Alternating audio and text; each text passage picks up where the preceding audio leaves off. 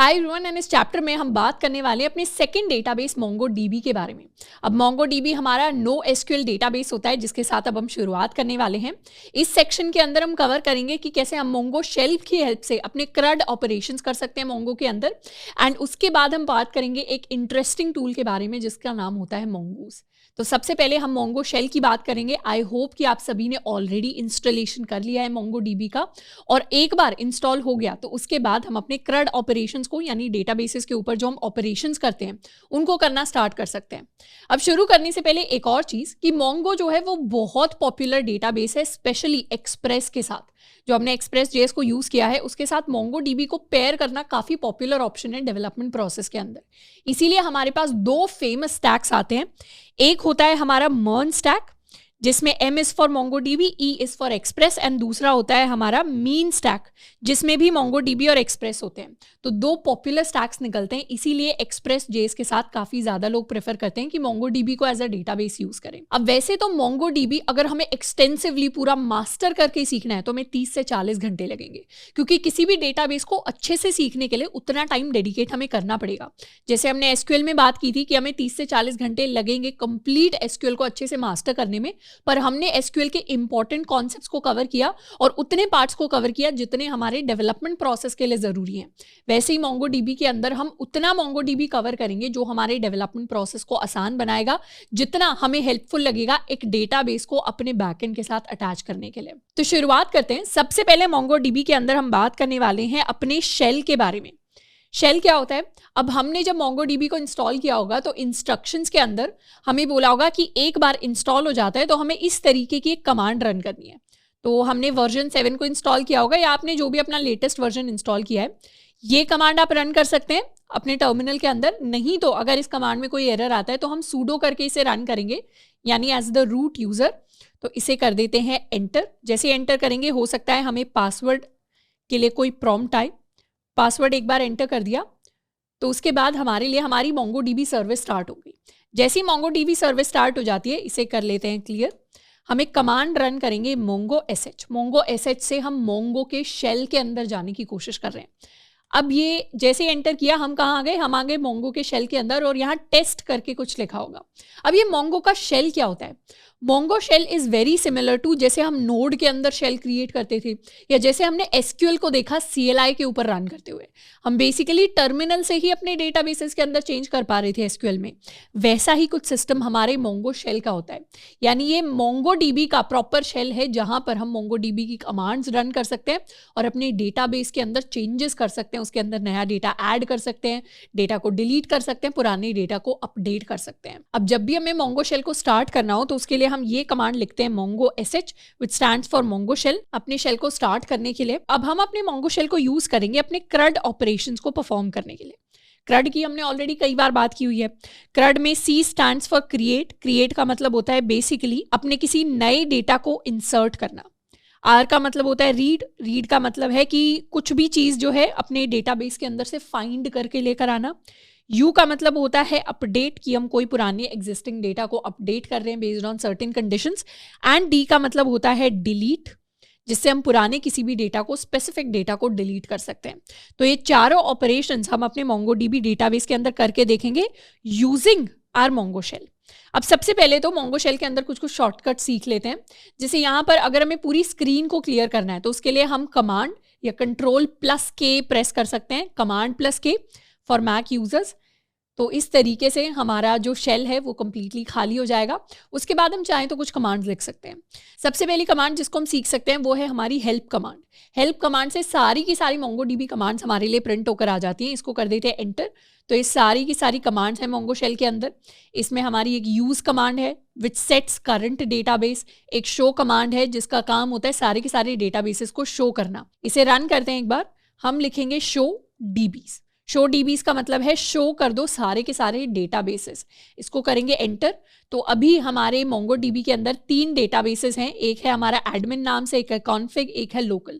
ये तीनों हमारे बाय डिफॉल्ट पहले से क्रिएट होकर आते हैं और इनके अंदर हम अपना डेटा स्टोर नहीं कराएंगे। हम एक नया डेटाबेस क्रिएट करेंगे जिसके अंदर हम अपना डेटा स्टोर कराने वाले हैं। अब कभी भी अगर हमें मोंगो शेल से एग्जिट करना है तो उसके लिए हमारे पास ये एग्जिट या हमारे पास ये क्विट कमांड होती है। हम कभी भी बाहर जा सकते हैं। We can just write quit enter किया और अब हम बाहर आ गए। बाहर आ गए तो देखेंगे कि हमारे पास अब अपने सिस्टम का नाम आ गया है।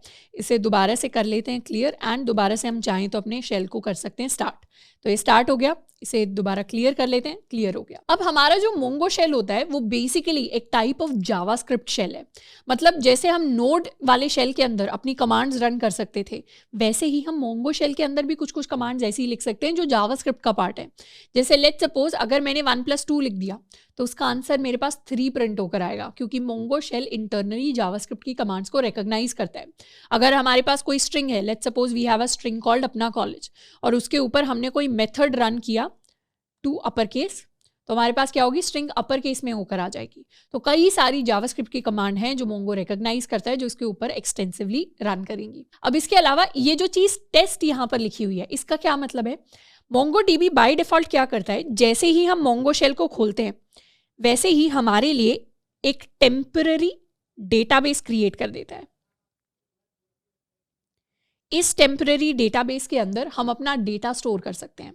तो बाय डिफॉल्ट मोंगो डीबी ने जो हमारे लिए टेम्पररी डेटाबेस क्रिएट किया है उसका नाम है टेस्ट। तो एक बार इसे क्लियर करते हैं Command+K से। तो यहां पर जब हम शो डीबीज करते हैं तो शो डीबीज में हमें अपना टेस्ट दिखाई नहीं देता, क्योंकि मोंगो ने सिर्फ इस टेस्ट डेटाबेस को टेम्पररीली क्रिएट किया है, इसे परमानेंटली अपनी मेमोरी के अंदर स्टोर नहीं करा है। अब लेट्स सपोज हमें इस टेस्ट के ऊपर काम नहीं करना, हमें अपना कोई डेटाबेस क्रिएट करना है, तो उसके लिए हम अपनी कमांड लिख सकते हैं यूज एंड उसके बाद अपने डेटाबेस का नाम। अब जो भी ये डेटाबेस का हम नाम लिखेंगे, अगर ये डेटाबेस ऑलरेडी एग्जिस्ट करता होगा डेटाबेसेस के अंदर, तो हम इस डेटाबेस के अंदर चले जाएंगे। जैसे लेट्स सपोज हमने पहले से कोई एम्प्लॉय नाम का डेटाबेस बनाया हुआ है, तो हम एम्प्लॉय डेटाबेस के अंदर चले जाएंगे। पर अगर पहले से डेटाबेस एग्जिस्ट नहीं करता होगा तो इस कमांड से हमारे लिए नया डेटाबेस क्रिएट होगा और हम उस डेटाबेस के अंदर सारी की सारी कमांड्स को रन कर पाएंगे। तो हम एक डेटाबेस क्रिएट करते हैं कॉलेज नाम से, यूज कॉलेज, एंटर किया तो अब हम कहाँ आ गए, स्विच टू डेटाबेस कॉलेज। तो अब हमारे यहाँ पर कॉलेज दिखा रहा है क्योंकि अब हम उस डेटाबेस के अंदर है। पर अभी भी अगर हम शो डीबीज करेंगे तो हमारा कॉलेज डेटाबेस हमारे डेटाबेसेस के अंदर नहीं दिखाई देगा, क्योंकि अभी भी ये डेटाबेस टेम्पररी है मोंगो के लिए।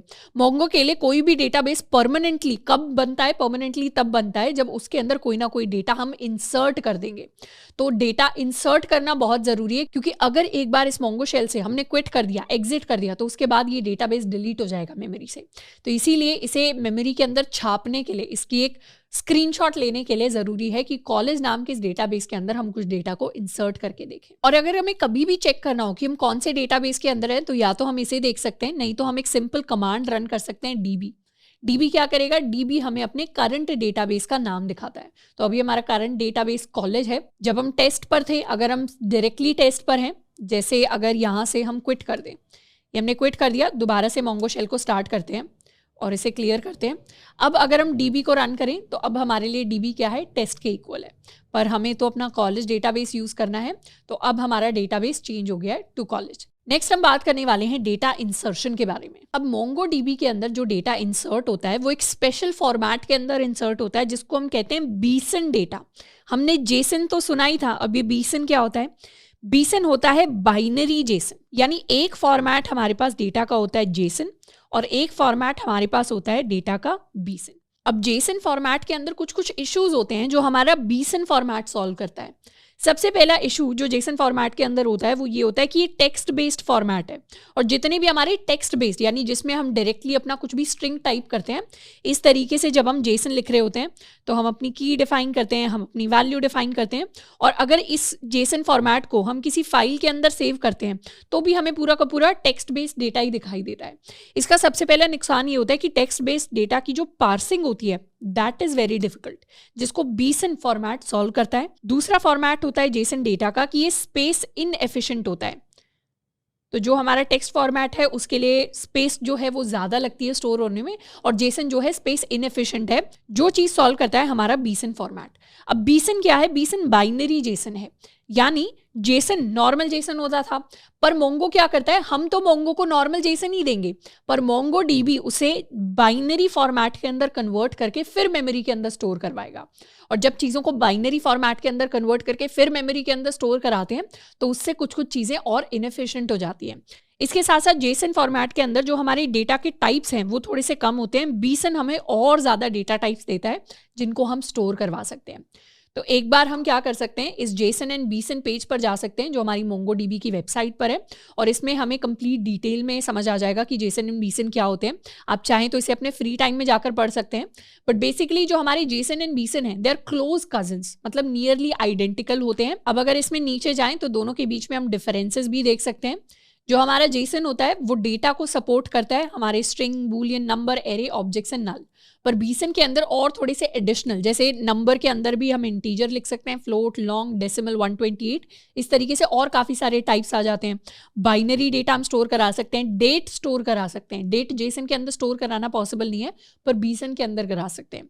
जो एनकोडिंग होती है जेसन के अंदर UTF-8 नाम की एनकोडिंग होती है, और बीसन क्योंकि बाइनरी फॉर्मेट में होता है तो इसमें बाइनरी एनकोडिंग होती है। अब जेसन जो डेटा है उसे हम भी पढ़ सकते हैं और उसे मशीन भी पढ़ सकती है, पर बीसन डेटा को हम नहीं पढ़ सकते। बीसन डेटा को सिर्फ मशीन पढ़ सकती है।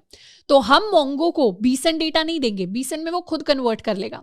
हम तो मोंगो डीबी के अंदर जब डेटा इंसर्ट करेंगे तो हमारा डेटा जेसन जैसा ही दिखेगा, या फिर जेसन जैसा भी नहीं तो इसे हम कह सकते हैं कि हम जो डेटा इंसर्ट करेंगे वो जावास्क्रिप्ट ऑब्जेक्ट्स जैसा ही दिखेगा। मोंगो डीबी उसे ऑटोमेटिकली बीसन के अंदर कन्वर्ट कर लेगा। पर हमें ये पता होना चाहिए कि जब मोंगो के अंदर डेटा स्टोर होता है तो वो बीसन फॉर्मेट में स्टोर होता है, ना कि जेसन फॉर्मेट में, भले ही हमने उसे जेसन फॉर्मेट के अंदर लिखा हो। नेक्स्ट हम बात करने वाले हैं कुछ टर्म्स के बारे में, जिसमें से सबसे इंपॉर्टेंट टर्म है हमारा कलेक्शन। अब कलेक्शन से पहले एक और टर्म को कवर करते हैं जो होती है डॉक्यूमेंट। मोंगोडीबी के अंदर जो डेटा स्टोर होता है वो स्टोर होता है in the form of documents. Basically जो बीसन डेटा हम स्टोर करवाएंगे उन्हीं को हम डॉक्यूमेंट्स कहते हैं, और जब एक कलेक्शन ऑफ डॉक्यूमेंट्स हो जाता है उसे हम अपना कलेक्शन कह देते हैं। इसे हम ऐसे समझ सकते हैं जैसे हमारे पास SQL के अंदर अपना एक डेटाबेस होता था, this was my database. Database के अंदर हमारे पास मल्टीपल टेबल्स हो सकती थी। ये हमारी हो सकता है टेबल 1 हो, ये हमारी हो सकता है टेबल 2 हो, एंड इस तरीके से हमारे पास डेटाबेस के अंदर कई सारी टेबल्स हो सकती थी। हर टेबल के अंदर बहुत सारी रोज हो सकती थी। इस टेबल के अंदर भी अपनी काफ़ी सारी रोज हैं। रोज के अंदर क्या होता है, रोज के अंदर इंडिविजुअल डेटा स्टोर होता है। इसे हम या तो रो कहते थे या हम इसे टपल कहते थे, और इसके अंदर क्या होता था, इंडिविजुअल डेटा स्टोर होता था। वैसा ही कुछ कॉन्सेप्ट हमारे मोंगोडीबी के अंदर होता है। मोंगोडीबी के अंदर क्या होता है, मोंगोडीबी के अंदर एक हमारा डेटाबेस होता है, इसको हम अपनी आउटर लेयर समझ सकते हैं। और डेटाबेस के अंदर इस बार टेबल्स नहीं होंगी, डेटाबेस के अंदर इस बार हमारे कलेक्शंस होंगे। जैसे ये हो गया हमारा कलेक्शन 1, ये हो गया यहाँ पर हमारा कलेक्शन 2। बेसिकली SQL के अंदर जो काम टेबल करती थी वो यहाँ पर हमारे कलेक्शंस करते हैं। और कलेक्शंस क्या होते हैं, कलेक्शंस डिफरेंट डॉक्यूमेंट्स का मोंगोडीबी के अंदर कलेक्शन होते हैं। तो कलेक्शन के अंदर बहुत सारे डॉक्यूमेंट स्टोर होते हैं। अब यहाँ पर जो डॉक्यूमेंट है वो SQL के अंदर रोज होती हैं। जैसे रो क्या करती है, रो इंडिविजुअल डेटा स्टोर कराती है, वैसे यहाँ पर एक डॉक्यूमेंट इंडिविजुअल डेटा स्टोर कराएगा। हर कलेक्शन के अंदर अपने कुछ डॉक्यूमेंट्स हैं, इस कलेक्शन के अंदर भी अपने कुछ डॉक्यूमेंट्स हैं। जैसे इस इमेज को अगर हम देखें तो यहाँ पर ये क्या है, ये एक इंडिविजुअल डॉक्यूमेंट है हमारे पास। इस इंडिविजुअल डॉक्यूमेंट के अंदर जो डेटा हमें दिख रहा होगा ये थोड़ा सा जावास्क्रिप्ट ऑब्जेक्ट नहीं तो जेसन टाइप जैसा सा थोड़ा सा डेटा दिख रहा होगा, जिसके अंदर हमारे की वैल्यू पेयर्स हैं। तो जो एक डॉक्यूमेंट होता है उसके अंदर हमारे की वैल्यू पेयर्स होते हैं, और ये की वैल्यू पेयर्स जब मेमोरी के अंदर स्टोर होते हैं तब ये बीसन के अंदर कन्वर्ट हो जाते हैं। तो ये हमारा एक बीसन डॉक्यूमेंट है जो इंडिविजुअल डेटा को दिखाता है। इसके अंदर हमने एक व्यक्ति की name, age, status and group store कराए। ऐसे ही हमारे पास एक और ये सेकंड डॉक्यूमेंट है इसके नीचे, फिर हमारे पास ये थर्ड डॉक्यूमेंट है इसके नीचे। और जब इन तीनों डॉक्यूमेंट्स को हमने इकट्ठा कर दिया, इनका कलेक्शन बना दिया, तो उसे हम कह देते हैं अपना एक कलेक्शन। तो डेटाबेस के अंदर जो हमारा मोंगोडीबी डेटाबेस होता है उसके अंदर कई सारे कलेक्शंस हो सकते हैं। हर कलेक्शन के अंदर अपने कई सारे इंडिविजुअल डॉक्यूमेंट्स हो सकते हैं। तो जब भी हम चीज़ों में कंफ्यूज हो, इसको हमेशा एक बार SQL वाले फॉर्मेट के साथ कंपेयर कर लेना है, जो थोड़ा सा ईजी टू अंडरस्टैंड होता है, तो हमें चीज़ें ऑटोमेटिकली क्लियर हो जाएंगी। अब नेक्स्ट हम बात करते हैं इंसर्शन के बारे में। जब हम डेटाबेस के अंदर डेटा इंसर्ट करते हैं तो हमारे पास कई सारे डिफरेंट ऑप्शंस होते हैं। सबसे पहले तो डेटा इंसर्ट करने से पहले हम एक कमांड रन करेंगे, show collections. Show collections command हमें सारे के सारे अपने डेटाबेस के कलेक्शंस दिखाती है। इसको SQL के साथ कंपेयर करें तो जब हम सारी टेबल्स देखते हैं that is similar to showing all the collections of a database. तो अभी हम अपने कॉलेज डेटाबेस के अंदर हैं, इसके ऊपर जब हम कमांड रन करेंगे शो कलेक्शंस, तो अभी इसके अंदर कोई कलेक्शंस नहीं है, कोई कलेक्शन नहीं है, तो यहाँ एम्प्टी प्रिंट होगा। हम इसके अंदर जब डेटा इंसर्ट करेंगे तो हम एक कलेक्शन भी ऑटोमेटिकली क्रिएट करेंगे। अब डेटा को इंसर्ट करने के लिए हमने पढ़ लिया कि कई सारे हमारे पास मेथड्स होते हैं। इन मेथड्स को देखने के लिए हम इस लिंक पर जा सकते हैं mongodb.com docs मैनुअल के अंदर CRUD ऑपरेशंस में हमारे 4 मेन ऑपरेशंस होते हैं, insert, query, update and delete. हम सबसे पहले बात कर रहे हैं इंसर्ट डॉक्यूमेंट्स की, कैसे इंडिविजुअल डॉक्यूमेंट को हम इंसर्ट कर सकते हैं। इंडिविजुअल डॉक्यूमेंट यानी एसक्यूएल के अंदर जो रो होती थी। अब यहाँ पर इंसर्ट करने के लिए हमारे पास कई सारे इंसर्ट मेथड्स होते हैं, जिनमें से ये 2 हमारे पॉपुलर मेथड्स हैं। एक होता है हमारे पास db.collection.insert1, जिसमें हम एक सिंगल डॉक्यूमेंट इंसर्ट करते हैं, और दूसरा होता है इंसर्ट मेनी, जिसमें हम मल्टीपल डॉक्यूमेंट्स को एक कलेक्शन के अंदर इंसर्ट कर सकते हैं। अब अगर ऑलरेडी कोई कलेक्शन नहीं बना हुआ पहले से हमारे डेटाबेस के अंदर, तो MongoDB के अंदर जब हम इस कमांड को रन करते हैं तो ऑटोमेटिकली एक नया कलेक्शन हमारे लिए फॉर्म हो जाता है। तो लेट्स सपोज हमें एक स्टूडेंट नाम का कलेक्शन बनाना है, जैसे एसक्यूएल के अंदर स्टूडेंट टेबल होती थी, वैसे ही हम यहाँ पर एक स्टूडेंट नाम का कलेक्शन बनाना चाहते हैं। स्टूडेंट कलेक्शन के अंदर हम अपना डेटा स्टोर करा सकते हैं। डेटा को स्टोर कराने के लिए हम किस फॉर्मेट में डेटा स्टोर कराएंगे, हम अपनी जावास्क्रिप्ट ऑब्जेक्ट की तरह अपने डेटा को सेंड करेंगे, तो ये हमारा डॉक्यूमेंट हो जाएगा,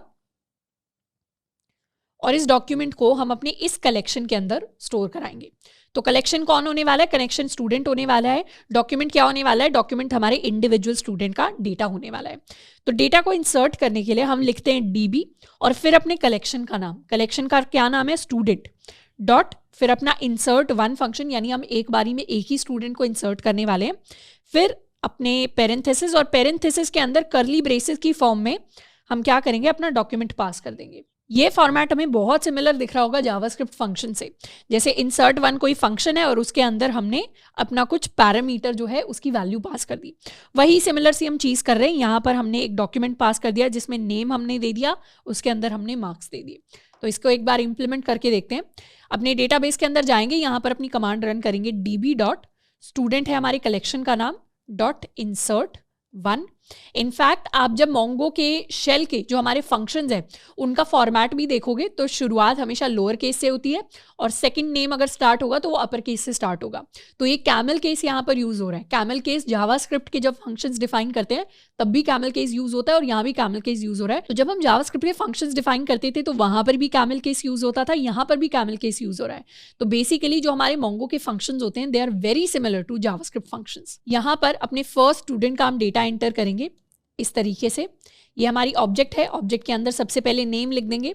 नेम के अंदर हम पास करने वाले हैं एडम, फिर कॉमा करके अपना हम एज लिख सकते हैं चाहें तो। एज के अंदर we can pass let's suppose 19। उसके बाद हम चाहें तो अपने मार्क्स लिख सकते हैं। मार्क्स के अंदर हमने 88 पास कर दिया, और इसको कर देंगे सिंपली एंटर। जैसे एंटर किया हमारे पास इस तरीके का कुछ मैसेज आया है, एक्नॉलेज्ड ट्रू, मतलब एक्नॉलेज कर लिया मोंगो ने आपकी कमांड को। और इंसर्टेड आईडी, ऑटोमेटिकली जैसे ही हम किसी भी डॉक्यूमेंट को इंसर्ट करते हैं, जैसे हमने इस डॉक्यूमेंट को इंसर्ट किया तो MongoDB क्या करेगा, ऑटोमेटिकली उस डॉक्यूमेंट को एक आईडी दे देगा। अब ये आईडी हमें अलग से स्पेसिफाई करने की जरूरत नहीं है, मोंगो हमारे लिए खुद आईडी बना देगा। और ये जो आईडी होगी ये इस डॉक्यूमेंट की प्राइमरी की होने वाली है। प्राइमरी की इसके बारे में हमने ऑलरेडी पढ़ा है। प्राइमरी की हमेशा नॉट नल होती है, मतलब उसके अंदर कोई वैल्यू होती है, और प्राइमरी की हर एक इंडिविजुअल डेटा के लिए यूनिक होती है। वही सेम कॉन्सेप्ट यहाँ पर है कि हर डॉक्यूमेंट की जो प्राइमरी की होगी वो यूनिक होगी। 2 डॉक्यूमेंट्स की प्राइमरी की सेम नहीं हो सकती। तो MongoDB ने ऑटोमेटिकली इस डॉक्यूमेंट को एक आईडी वैल्यू दे दी है जो उसकी प्राइमरी की है। अब अगर हमें सारे डॉक्यूमेंट्स को देखना है तो हम इस कमांड को रन कर सकते हैं db डॉट अपने कलेक्शन का नाम डॉट फाइंड। इस कमांड से किसी भी कलेक्शन का सारा डेटा हम देख पाएंगे। तो हम लिख सकते हैं db dot student dot find, enter. तो अभी हमारे स्टूडेंट कलेक्शन के अंदर कितना डेटा है, एक ही सिंगल डॉक्यूमेंट है, और आप नोटिस करेंगे ये डॉक्यूमेंट हमें एरे की फॉर्म में दिख रहा है। तो बेसिकली जो हमारे डिफरेंट डॉक्यूमेंट्स होते हैं वो एरेज की फॉर्म में स्टोर होते हैं, और ये हमारा इंडिविजुअल डॉक्यूमेंट है जिसके पास अपनी ये आईडी है जो ऑटोमेटिकली क्रिएट हुई है।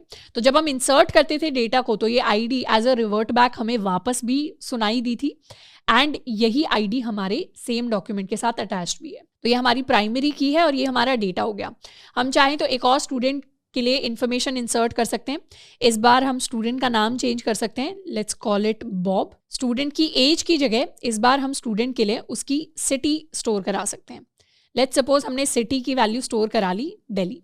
अब यहाँ पर एक चीज़ आप नोटिस करेंगे कि जनरली टेबल्स के अंदर क्या होता था, जैसे एसक्यूएल की जो हम टेबल्स डिफाइन करते थे, एसक्यूएल की टेबल्स के अंदर हमें सबसे पहले उसका स्कीमा बताना पड़ता था। स्कीमा यानी कि टेबल के अंदर कौन कौन से हमारे कॉलम्स होने वाले हैं। यानी एसक्यूएल टेबल्स के अंदर फिक्स होता था कि कॉलम्स हैं तो उसमें एज का कॉलम होगा, उसमें नेम का कॉलम होगा, उसमें मार्क्स का कॉलम होगा। एंड इस तरीके से अगर हमें कोई नया कॉलम ऐड करना है या उसकी वैल्यू ऐड करनी है तो उसके लिए हमें डायरेक्टली अपने स्कीमा को ही पहले चेंज करना पड़ता था, फिर हम वैल्यू ऐड कर पाते थे। पर मोंगोडीबी के अंदर ऐसा कुछ नहीं है। मोंगोडीबी के अंदर एक डॉक्यूमेंट के अंदर आप कोई भी की वैल्यू पेयर्स दे सकते हैं और सेकंड डॉक्यूमेंट के अंदर कोई अलग ही सेट ऑफ की वैल्यू पेयर्स दे सकते हैं। ये बस हमें ध्यान रखना है कि क्योंकि ये स्टूडेंट कलेक्शन है तो उसके अंदर स्टूडेंट से रिलेटेड इंफॉर्मेशन भी हम ऐड करें, वरना इसके अंदर आप चाहें तो जैसे हमारे कॉलम नेम होता था वैसे हम यहाँ पर कोई भी की ऐड कर सकते हैं। हम चाहें तो स्टूडेंट के लिए यहाँ पर सैलरी भी लिख सकते हैं इस तरीके से कि हम यहाँ कॉमा कर देंगे एंड यहाँ पर हम सैलरी लिखना स्टार्ट कर देंगे। पर ये सही तरीका नहीं होगा, ये हमें पता है, पर मोंगोडीबी को नहीं पता। मोंगोडीबी हमें सारी तरीके की वैल्यू पेयर स्टोर करना अलाउ करता है। ये बिल्कुल यहाँ पर मतलब नहीं है कि अगर स्टूडेंट कलेक्शन हमने बनाया और फर्स्ट स्टूडेंट के अंदर हमने नेम, एज और अपने मार्क्स स्टोर कराए तो सेकंड के अंदर भी हम नेम, एज और मार्क्स ही स्टोर करा सकते हैं। सेकंड के अंदर हम कोई और नया की वैल्यू पेयर दे सकते हैं जिसके अंदर हमारे पास सिटी आ जाएगी। तो कोई बाउंडेशन नहीं होता। हम चाहे तो ये नाम भी यहाँ से कंप्लीटली स्किप कर सकते हैं, तब भी अपने स्टूडेंट की वैल्यू को इंसर्ट करना पॉसिबल होगा। तो ये हमने एक नया स्टूडेंट इंसर्ट किया है, इसे हम कुछ मार्क्स दे देते हैं। लेट्स गिव देम मार्क्स 75 और इसे कर देते हैं एंटर। एंड इस बार स्टूडेंट डॉट फाइंड जब करेंगे तो हमारे पास 2 स्टूडेंट्स आएंगे। ये हमारा फर्स्ट स्टूडेंट है, ये हमारा सेकंड स्टूडेंट है। तो एक चीज हमने नोटिस की कि if a collection does not exist, यानी स्टूडेंट कलेक्शन पहले से एग्जिस्ट तो करता नहीं था, तो मोंगोडीबी क्या करता है, creates a collection when you first store data for that collection. तो जब हमने फर्स्ट टाइम ये कमांड रन की तो मोंगोडीबी ने ऑटोमेटिकली हमारे लिए हमारा स्टूडेंट कलेक्शन बना दिया, क्रिएट कर दिया। अब नेक्स्ट हम बात करने वाले हैं कि जब हमें मल्टीपल डेटा को इंसर्ट करना होता है तो हम कैसे कर सकते हैं। जब हम कई सारे डेटा को, कई सारे डॉक्यूमेंट्स को एक साथ इंसर्ट करना चाहते हैं तो उसके लिए हम एक एरे ऑफ डॉक्यूमेंट्स पास करते हैं। यानी हम अपना ये फंक्शन यूज करते हैं इंसर्ट मैनी। हम लिखते हैं db.collection.insert many और उसके बाद पेरेंथेसिस के अंदर हम अपना एक एरे पास करते हैं। एरे के अंदर इंडिविजुअल हमारे डॉक्यूमेंट्स होते हैं जो कॉमा से सेपरेटेड होते हैं और इस तरीके से हमारे जो मल्टीपल डॉक्यूमेंट्स हैं उनको हम पास कर सकते हैं। अब मल्टीपल डॉक्यूमेंट्स को पास करने के लिए एक बार इसे क्लियर कर लेते हैं। हम लिखेंगे db.student.insert many। इंसर्ट मैनी के अंदर हम अपना एक एरे क्रिएट कर देंगे। इस एरे के अंदर हम लेट्स सपोज 2 स्टूडेंट्स का डेटा पास करने वाले हैं। सबसे पहले स्टूडेंट का हम नाम लिख लेते हैं। लेट्स सपोज नाम इज केटलिन एंड इनके हम मार्क्स लिख लेते हैं। मार्क्स हो गए 64 एंड साथ के साथ हम सिटी लिख सकते हैं। Let's make it Delhi again. तो हो गया हमारे फर्स्ट स्टूडेंट। सेकंड स्टूडेंट के लिए नेम लिख लेते हैं। सेकंड स्टूडेंट के लिए नेम हो सकता है हमारे पास डोनाल्ड। मार्क्स हो सकते हैं हमारे पास 58 एंड सिटी इस बार हम डिफरेंट रख लेंगे। Let's keep it Mumbai. अब इसे कर देते हैं एंटर। जैसे एंटर किया तो हमारे लिए एक्नॉलेज्ड का मैसेज आ गया ट्रू। इसने 2 आईडीज़ को इंसर्ट किया है। फर्स्ट आईडी ये है, सेकंड आईडी ये है। हम चाहें तो अब अपना पूरा डेटा जो है उसे प्रिंट करवा सकते हैं db.student.find। तो अब हमारे पास 4 स्टूडेंट्स का डेटा हो गया। ये 4 डॉक्यूमेंट्स हो गए जो हमारे डेटाबेस, जो हमारे कलेक्शन के अंदर स्टोर्ड हैं। तो इस तरीके से हम मल्टीपल डेटा को एंटर कर सकते हैं अपने डेटाबेस के अंदर। अब नेक्स्ट हम बात करने वाले हैं अपने फाइंड ऑपरेशन के बारे में। तो क्योंकि हम CRUD ऑपरेशंस को फॉलो कर रहे हैं, CRUD में एक होता है क्रिएट। क्रिएट को ऑलरेडी हमने पढ़ लिया इंसर्ट की फॉर्म में। सेकंड होता है रीड। रीड का मतलब है कि डेटा को पढ़ना। डेटा को पढ़ने को हम मोंगोडीबी के अंदर फाइंड कहते हैं। तो फाइंड इन डेटाबेस ऑपरेशन को यूज करने के लिए सबसे पहले तो एक कमांड तो हमने ऑलरेडी देख ली है, db.collection.find। db.collection.find से किसी भी कलेक्शन का सारा डेटा हमारे लिए प्रिंट हो जाता है।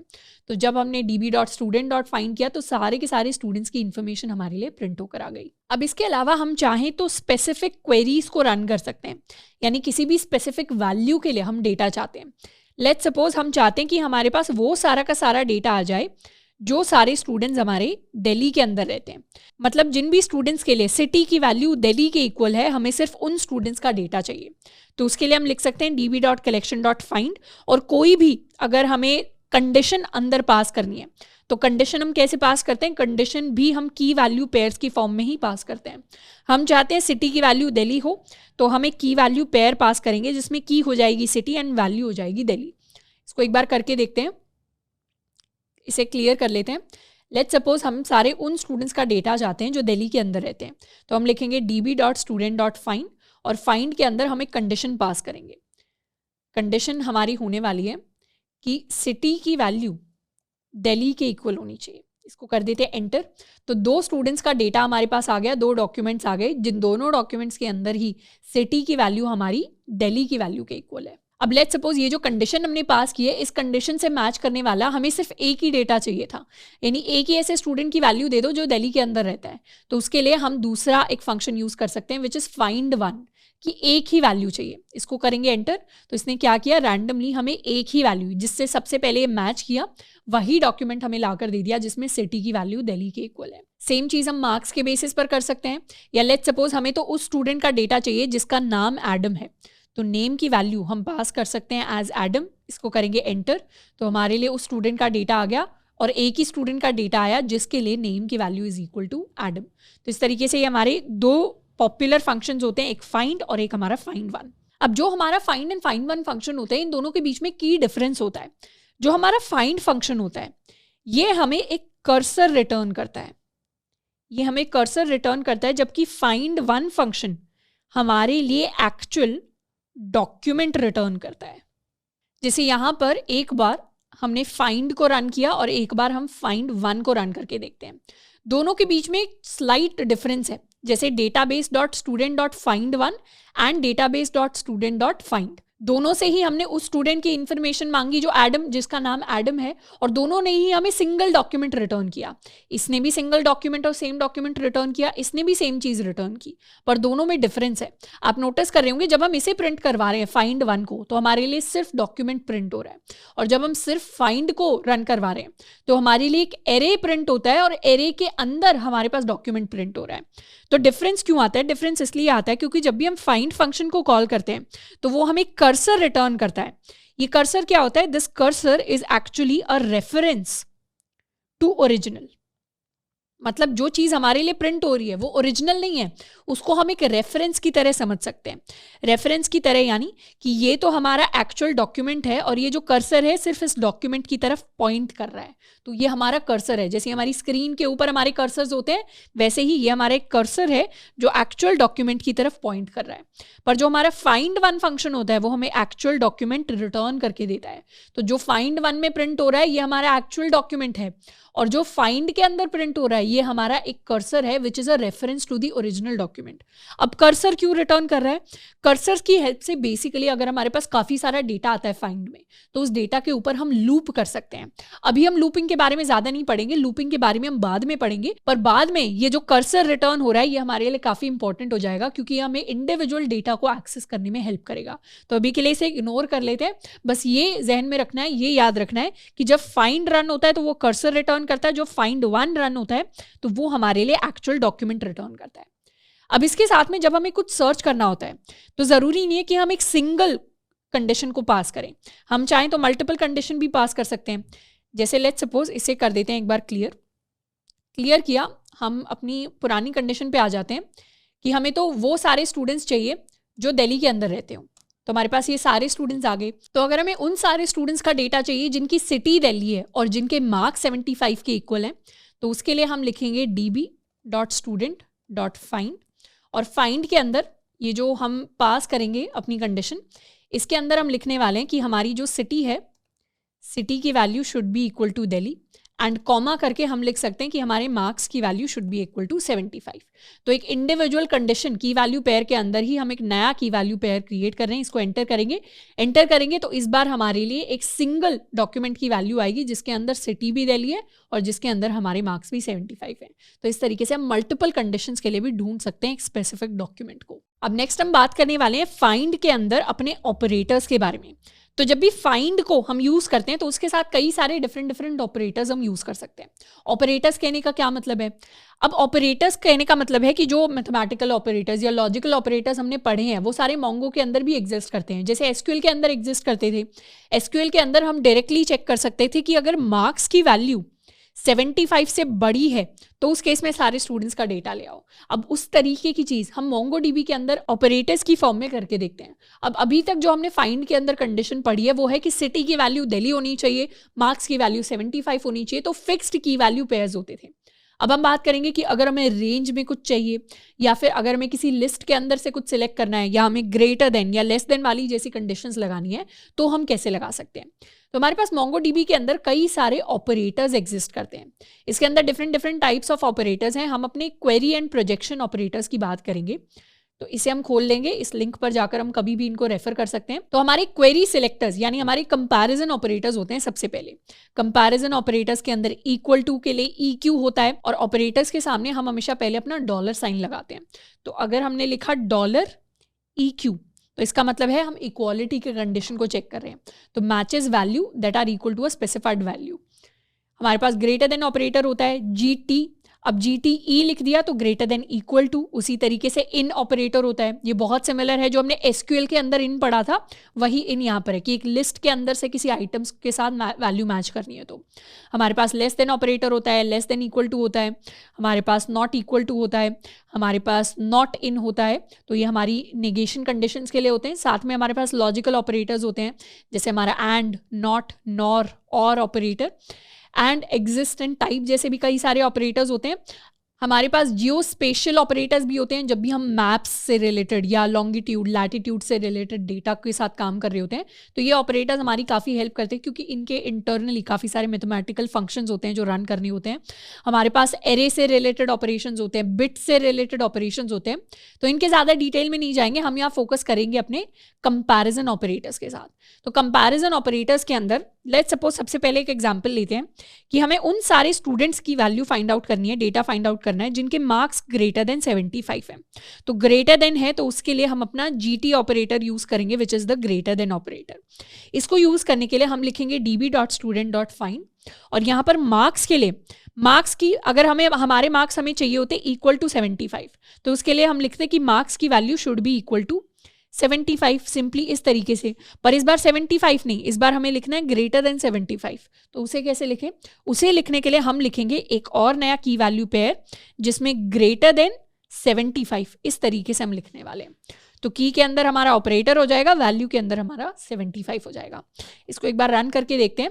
हम यहाँ लिखेंगे db.student.find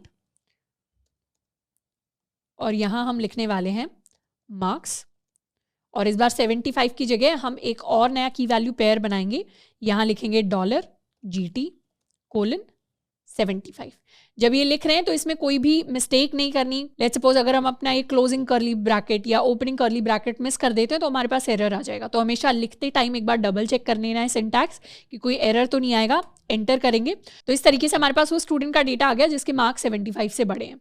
हम चाहे तो कंडीशन को चेंज कर सकते हैं। वी कैन फाइंड स्टूडेंट्स जिनके मार्क्स 60 से ग्रेटर है। तो 60 से ग्रेटर मार्क्स वाले हमारे पास 3 स्टूडेंट्स हैं। एक के मार्क्स 64 हैं, एक के मार्क्स 75 है, एक के मार्क्स 88 है। तो इस तरीके से 3 स्टूडेंट्स का 3 डॉक्यूमेंट्स का हमारे पास डेटा आ गया। अब जैसे हमने यहाँ ग्रेटर देन किया था वैसे ही हम ग्रेटर देन इक्वल टू भी कर सकते हैं। जैसे यहाँ पर ग्रेटर देन इक्वल टू करने के लिए हम लिखेंगे GTE। एंटर किया, जैसे ही GTE किया तो इस बार 2 स्टूडेंट्स आ गए। ये तो है ग्रेटर देन 75, ये है इक्वल टू 75। तो GTE से हमारे नंबर ऑफ डॉक्यूमेंट्स इंक्रीज हो गए। अब नेक्स्ट सवाल देखते हैं। Find the students who live in Delhi और मुंबई, यानी हमें उन स्टूडेंट्स का डेटा फाइंड आउट करना है जिनकी सिटी या तो दिल्ली है या फिर मुंबई है। तो उसके लिए हम एक सिटी की लिस्ट पास कर सकते हैं और उसके अंदर चेक कर सकते हैं कि जो हमारी सिटी की वैल्यू है क्या वो इन सारी की सारी वैल्यूज के अंदर आती है। तो उसके लिए हम अपने इन ऑपरेटर को यूज करेंगे। इन ऑपरेटर चेक करता है कि जो हमने लिस्ट पास कर दी उस लिस्ट के अंदर कोई भी मैचिंग वैल्यू है क्या। तो हम लिख सकते हैं student.find सिटी। सिटी के अंदर हम लिख सकते हैं दोबारा से एक और की वैल्यू पेयर, उसके अंदर अपना ऑपरेटर इन कोलन करके और फिर अपने एरे के अंदर सारी की सारी वैल्यूज को पास कर देंगे। तो इसे क्लियर कर लेते हैं। हम लिखेंगे db.student.find और इसके अंदर हमें फाइंड करना है जिनकी भी सिटी की वैल्यू, यहाँ आ जाएगा हमारा इन ऑपरेटर, इन हमारे इस एरे के अंदर है, या तो सिटी की वैल्यू दिल्ली है या फिर सिटी की वैल्यू मुंबई के इक्वल है। तो ये हो गया हमारा पूरा कमांड। इसके अंदर सिटी को हम कंपेयर कर रहे हैं कि दिल्ली और मुंबई के अंदर इन कोई भी वैल्यू हो जाए सिटी की, इसको करेंगे एंटर। तो हमारी 3 स्टूडेंट्स का डेटा आ गया। ये स्टूडेंट दिल्ली से है, ये स्टूडेंट दिल्ली से, ये स्टूडेंट हमारा मुंबई से। अब एक चीज़ यहाँ पर नोटिस करनी है, अगर हम मुंबई का M यहाँ स्मॉल कर देंगे या दिल्ली का D यहाँ पे स्मॉल कर देंगे तो हमारे पास कोई डेटा नहीं आएगा। इसलिए नहीं आएगा क्योंकि जो भी वैल्यूज होती हैं वो सारी केस सेंसिटिव होती हैं, उनके अंदर हम कैपिटल का स्मॉल और स्मॉल का कैपिटल नहीं कर सकते। तो सारी कमांड जैसे दिख रही हैं वैसे ही हमें उनको टाइप करना है। सारे डेटा के अंदर जो वैल्यू कैपिटल अगर हमने एंटर किया है तो कैपिटल हमें सर्च करना है, और स्मॉल एंटर किया है तो स्मॉल हमें सर्च करना है। अब आ जाते हैं नेक्स्ट सवाल की तरफ। नेक्स्ट सवाल के अंदर हम 2 कंडीशंस को मिक्स करने वाले हैं। हम चाहते हैं हमारे पास उन स्टूडेंट्स का डेटा आ जाए जिन्होंने या तो 75 से ज़्यादा स्कोर किया है या फिर वो स्टूडेंट दिल्ली के अंदर रहते हैं। तो बेसिकली हम एक और कंडीशन करना चाह रहे हैं, तो हम अपना लॉजिकल और ऑपरेटर यूज़ करेंगे। लॉजिकल और ऑपरेटर यानी कौन से वाला? लॉजिकल के अंदर हम अपने इस वाले ऑपरेटर को यूज़ करेंगे। इसका काम होता है कि ये क्वेरीज को ज्वाइन करता है। अब लॉजिकल और को यूज़ करने के लिए हम सिंपली शुरुआत ही की के अंदर ही हम अपना और ऑपरेटर लिख सकते हैं, एंड उसके बाद एक एरे पास कर देंगे जिसके अंदर हम कई सारी अपनी लिस्ट ऑफ कंडीशन सेट कर सकते हैं कि अगर ये कंडीशन सच हो जाती है तो इसके अकॉर्डिंग डेटा दे दो, नहीं तो अगर ये कंडीशन सच हो जाती है तो इसके अकॉर्डिंग डेटा दे दो। तो इसे इंप्लीमेंट करने के लिए, और को इंप्लीमेंट करने के लिए हम लिखेंगे db.student.find, और इसके अंदर हम अपनी कंडीशन डिफाइन करने वाले हैं। कंडीशन के अंदर सबसे पहले हमारा और ऑपरेटर आ जाएगा, और के अंदर हम वैल्यू में दे देंगे एक एरे जिसके अंदर हमारी मल्टीपल कंडीशन होंगी।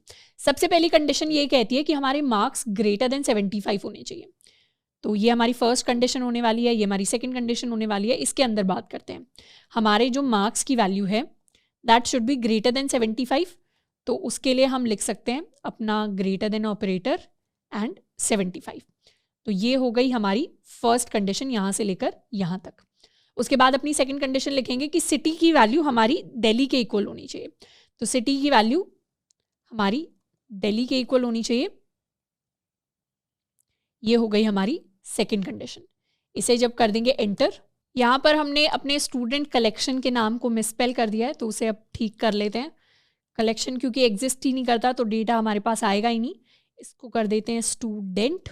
एंटर किया तो हमारे पास 3 स्टूडेंट्स का डेटा आया, जिसमें से सबसे पहला वो है जिसके मार्क्स ग्रेटर देन 75 है, दूसरा है जिसकी सिटी इक्वल टू दिल्ली है, एंड तीसरा है जिसकी सिटी इक्वल टू दिल्ली है इवन दो इन दोनों स्टूडेंट्स के मार्क्स ग्रेटर देन 75 नहीं है। तो यहाँ पे क्या हुआ, इस और ऑपरेटर ने, लॉजिकल ऑपरेटर ने हमारे लिए और कंडीशन को अप्लाई किया। तो इस तरीके से हम अपने डिफरेंट क्वेरी ऑपरेटर्स को यूज कर सकते हैं मल्टीपल कंडीशंस को चेक करने के लिए। अब आपके लिए एज अ होमवर्क प्रॉब्लम यहाँ पर ये होगा कि एक बार पॉज करना है, और पॉज करके सारे के सारे ये जो हमारे कंपैरिजन ऑपरेटर्स हैं एंड जो हमारे लॉजिकल ऑपरेटर्स हैं, जो काफ़ी आसान है, इनको हमने जावास्क्रिप्ट के अंदर पढ़ा हुआ है, इनको हमने एसक्यूएल के अंदर पढ़ा हुआ है, इन सबको एक बार बैठकर ट्राई करना है किसी ना किसी कंडीशन के बेसिस पर। अब नेक्स्ट हम बात करने वाले हैं अपडेट इन डेटाबेस के बारे में। अब अपडेट के लिए हमारे पास ये 3 मेथड होते हैं, जिसमें से सबसे पहला होता है database.collection.update1। इसका काम होता है कि किसी भी स्पेसिफिक कंडीशन से अगर हमारा कोई भी डॉक्यूमेंट मैच कर जाता है तो एक डॉक्यूमेंट को हम चाहते हैं कि वो अपडेट हो जाए। अब अपडेट 1 के लिए हमारे पास इस तरीके का सिंटैक्स होता है कि हम लिखते हैं अपडेट 1, उसके अंदर हम 3 चीज़ें पास कर सकते हैं। इसमें से सबसे पहला होता है हमारा फिल्टर। फिल्टर का मतलब होता है कि हम किसी भी कंडीशन के बेसिस पर किसी एक पर्टिकुलर डॉक्यूमेंट को सिलेक्ट कर रहे हैं।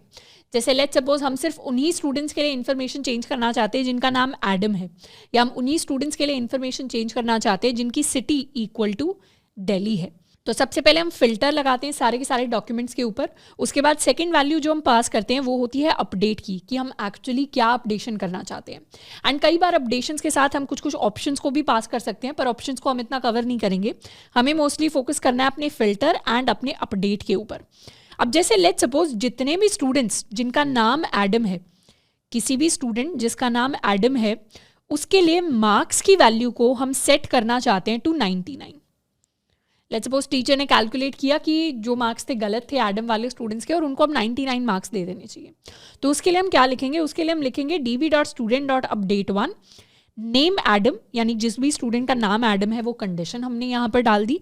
एंड उसके साथ में हम क्या कर रहे हैं, हम एक और नया ऑपरेटर यूज करेंगे which is the set operator. अब ये जो ऑपरेटर है ये हमारे पहले वाले क्वेरी ऑपरेटर्स की तरह नहीं है। मोंगोडीबी के अंदर बहुत सारे ऑपरेटर्स होते हैं जैसा हमने पहले देखा, उनमें से एक तरीके के ऑपरेटर्स होते हैं हमारे अपडेट ऑपरेटर्स। और अपडेट ऑपरेटर्स के हमारे डिफरेंट टाइप्स हो सकते हैं। जैसे अगर हम जाएं तो हम अपने मोंगो ऑपरेटर्स के बारे में सर्च कर सकते हैं और यहाँ पर हम अपडेट ऑपरेटर्स के अंदर चले जाएंगे। ये वो ऑपरेटर्स होते हैं जिनका काम होता है to help with modifications in the data. तो अपडेट ऑपरेटर्स के अंदर हमारे पास कई सारे ऑपरेटर्स होते हैं जिनमें से सबसे कॉमन होता है हमारा सेट कमांड। तो ये और भी काफ़ी सारे डिफरेंट ऑपरेटर्स हैं जिनके बारे में आप जाकर पढ़ सकते हैं। अब पढ़ने के लिए हम यहाँ अपडेट मेथड्स के अंदर जा सकते हैं और ये अपडेट्स विद एग्रीगेशन पाइपलाइन, इस लिंक पर जा सकते हैं। इस लिंक के अंदर हर एक इंडिविजुअल ऑपरेटर के बारे में हमारे पास कुछ ना कुछ होगा। जैसे अगर ऐड फील्ड्स वाला ऑपरेटर है तो it adds a new field to the document. Field क्या है, फील्ड है बेसिकली हमारी नई की। जैसे अगर किसी स्टूडेंट के पास मान लो सिटी नहीं था तो उसके लिए अगर हमें नई फील्ड सिटी ऐड करनी है और उसकी वैल्यू ऐड करनी है तो उसके लिए हम ऐड फील्ड्स ऑपरेटर यूज कर सकते हैं। वैसे ही हमारे पास दूसरा ऑपरेटर है सेट। सेट क्या करता है, set adds a new field to document, but उसके साथ साथ अगर वो नई फील्ड ऑलरेडी एग्जिस्ट करती है तो उसकी हम वैल्यू को चेंज कर सकते हैं। तो set is also an alias for add fields. इसके अलावा हमारे पास प्रोजेक्ट होता है, अनसेट होता है, रिप्लेस रूट होता है, रिप्लेस विद होता है। तो इनको हम जाकर एज अ होमवर्क प्रॉब्लम पढ़ सकते हैं, पर मैक्सिमम केसेस में हम सेट को यूज कर रहे होंगे। तो सेट का काम होता है बेसिकली कि अगर कोई एग्जिस्टिंग फील्ड हमारे पास है, जैसे मार्क्स का फील्ड ऑलरेडी एग्जिस्टिंग है, मार्क्स नाम की चीज है पहले से स्टूडेंट के पास, तो उसके मार्क्स को चेंज करके जो भी वैल्यू थी उसको चेंज करके 99 सेट कर दो, और अगर नहीं था तो नया मार्क्स क्रिएट करो और उसकी वैल्यू 99 क्रिएट करो। तो यहाँ पर हम इस तरीके से सेट को यूज करते हैं। हम लिखेंगे अपने कर्ली ब्रेसेस के अंदर हमारा ऑपरेटर आ जाएगा सेट, एंड उसके बाद मार्क्स की वैल्यू को हम सेट करना चाहते हैं टू 99। एक बार इसे एग्जीक्यूट करके देखते हैं। वापस आ जाते हैं हम अपने शेल के अंदर और यहाँ लिखते हैं db.student.update1। ये हम एक ही स्टूडेंट को अपडेट करना चाहते हैं। कौन सा वो स्टूडेंट होगा, जिस स्टूडेंट के अंदर नेम की वैल्यू होगी एडम के इक्वल। तो ये तो हो गया हमारा फिल्टर कि जहां नेम एडम के इक्वल है, एंड उसके बाद हम अपनी कंडीशन को डिफाइन करते हैं।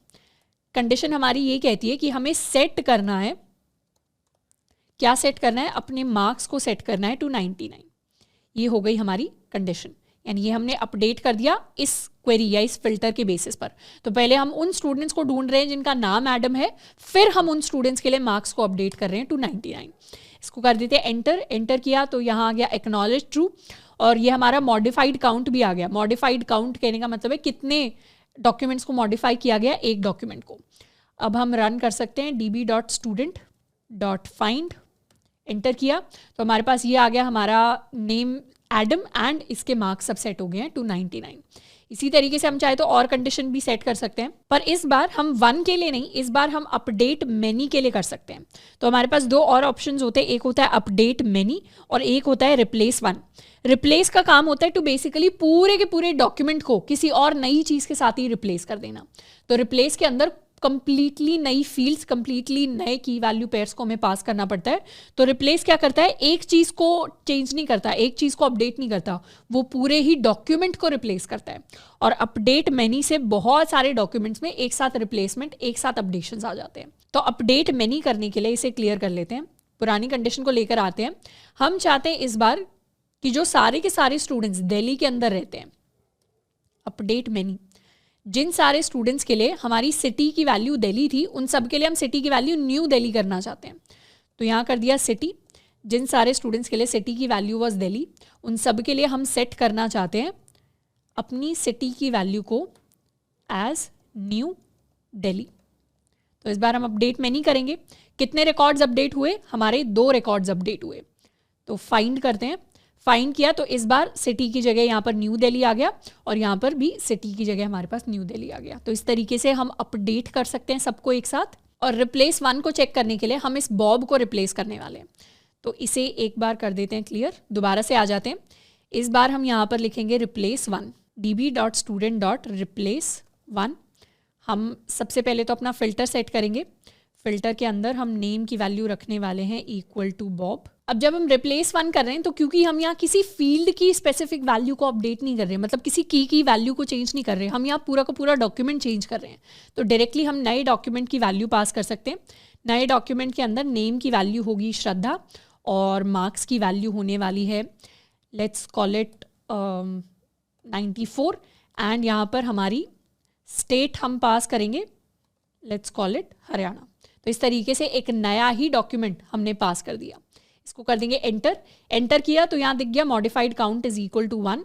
अब जब दोबारा से फाइंड करेंगे तो इस बार बॉब की जगह हमारे पास नेम है श्रद्धा, मार्क्स है 94, स्टेट है हरियाणा। पर एक चीज़ नोटिस करेंगे कि जो पहले वाली आईडी थी वही इसी ऑब्जेक्ट की आईडी है, वही इसी डॉक्यूमेंट की आईडी है।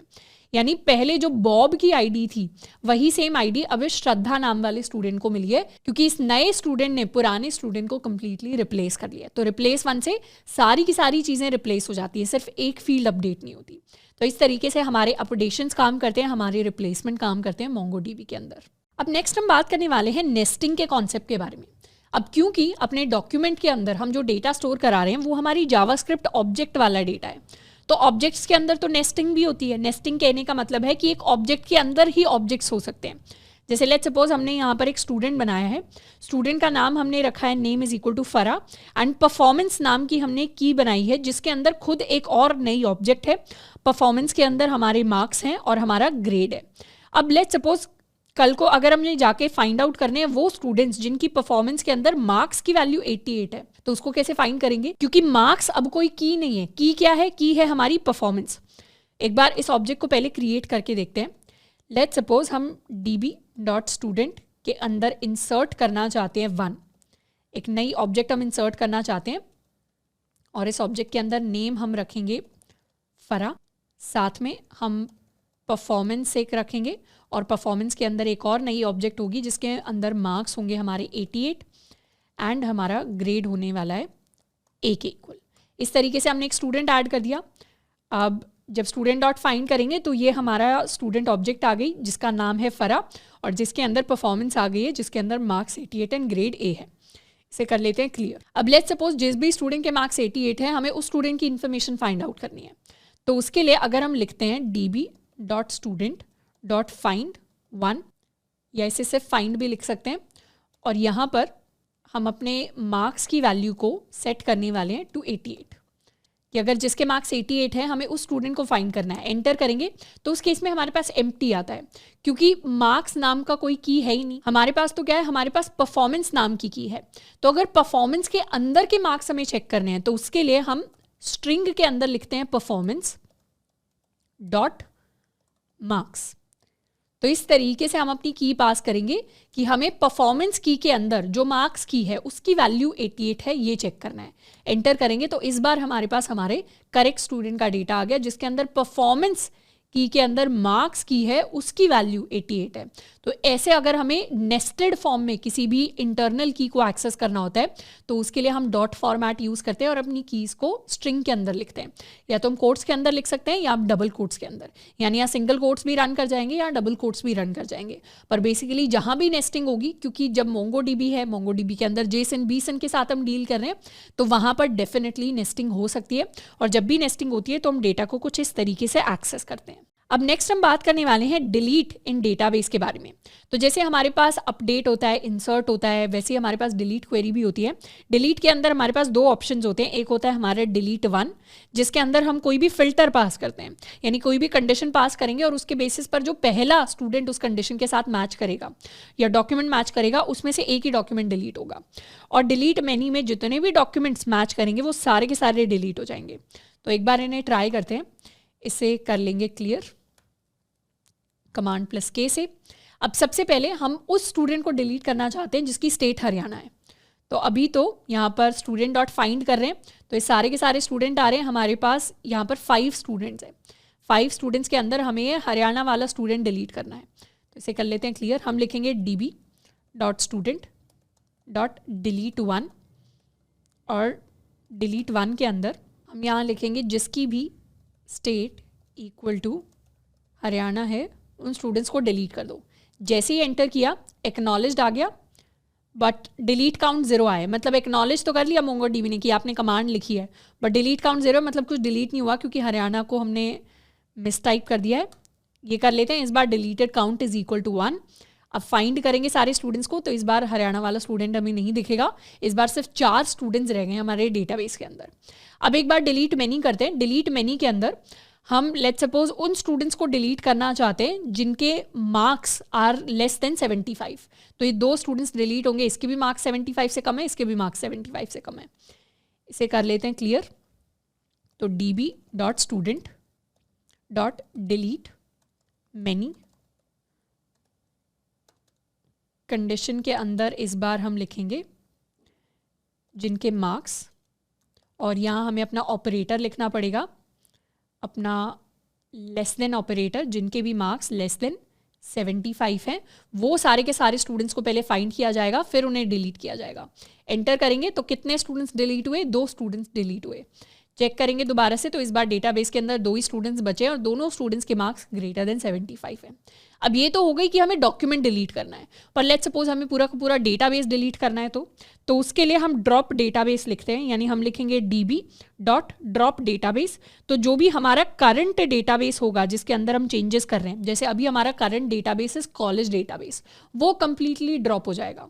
अब ड्रॉप डेटाबेस से पहले एक बार हम इस पूरे डेटाबेस को खाली करना चाहते हैं, तो खाली करने के लिए हम लिखते हैं db.student.delete many। जब हम इस तरीके से डिलीट मैनी लिखते हैं एम्प्टी ऑब्जेक्ट के साथ, तो एम्प्टी कंडीशन कहने का मतलब है कि कोई कंडीशन नहीं अप्लाई करना, सबको डिलीट करना है।